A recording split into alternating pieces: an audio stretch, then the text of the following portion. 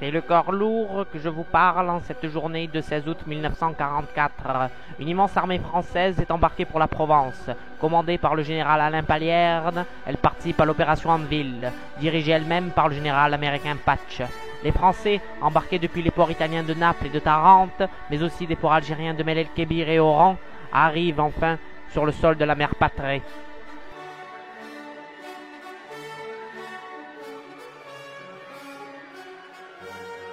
Français des colonies et Français de métropole, officiers, sous-officiers et troupes, ils n'ont qu'un rêve, qu'un désir, côte à côte, fouler ce sol français, ce cher sol français qu'ils ont quitté voilà il y a 4 ans.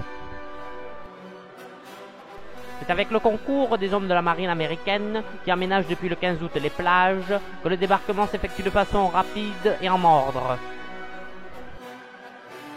Grâce au support technique et matériel des forces alliées, et notamment américaines, la France dispose à ce jour d'une armée moderne. Moderne par son équipement, des chars, des avions, des navires, qui pourront tous, grâce à leur concours, permettre la victoire finale sur l'Allemagne nazie.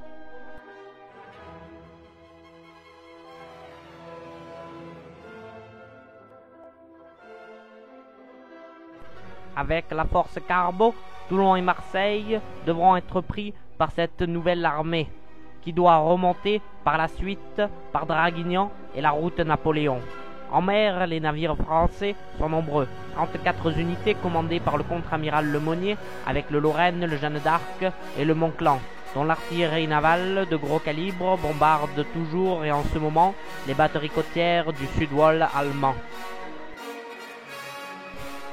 Bien conscient que le chemin sera long et difficile avant la victoire totale, en cette mémorable journée du 16 août 1944, l'ensemble de ces jeunes soldats français sont envahis d'une joie immense.